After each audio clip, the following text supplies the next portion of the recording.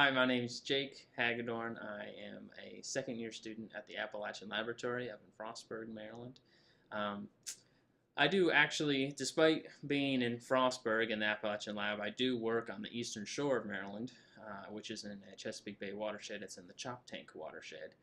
And the reason I'm working down there is because an opportunity arose that in which I could look at testing the effectiveness of a best management practice on the eastern shore. And the reason this is important is because the eastern shore, that watershed, has a large amount of agriculture.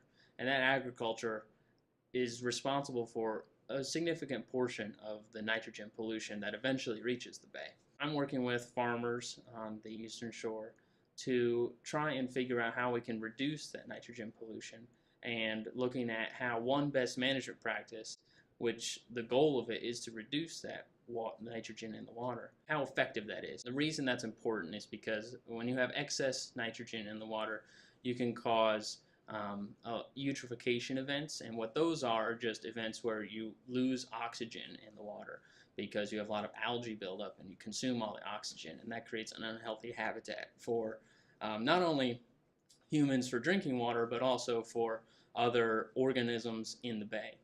So it's important to keep those nitrogen levels and that chemistry in a good balance so that you have a good habitat for organisms.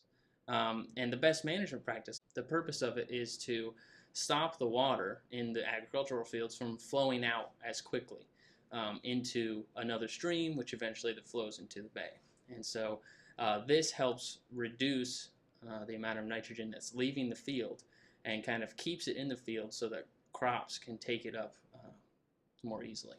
The kind of secondary question we're looking at is if we're stopping the water from flowing out and reducing the nitrogen that's going into the water, that's great, but at the same time we might be increasing the air pollution that's coming from these more waterlogged fields. And if we kind of have this trade-off between water pollution and air pollution. And if we can measure that, then we might be able to determine how well, how good this best management practice is. Yeah, I think what sparked my interest in this project was primarily, I've always been interested in agriculture from the perspective of it's something we're always going to need. We're always going to need food. We're always going to need to grow food so that we can sustain ourselves, our population. And so with that in mind, when this opportunity came about that I could work with agriculture but also look at the environmental side of it and the environmental consequences and how we can try to manage that landscape, that agricultural landscape, to not only balance food production but also environmental contamination, environmental pollution. That was kind of what drew me to the project. And the bay is such a large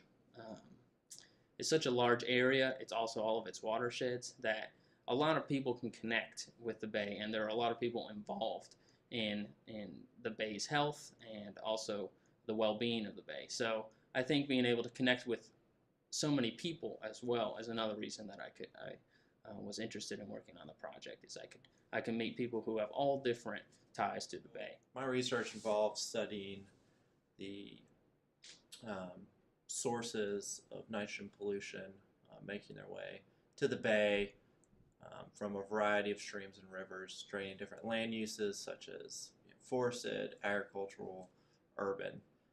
Specifically being out here at the Appalachian Lab, we're in a more mountainous region surrounded by many smaller forested watersheds.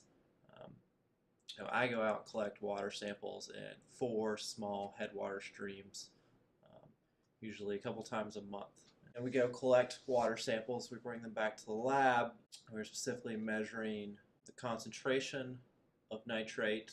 And specifically, I'm interested in measuring isotopes of nitrate, so the isotopes of nitrogen and oxygen in the nitrate in these water samples. And these isotopes can inform us of the source of nitrate in the streams.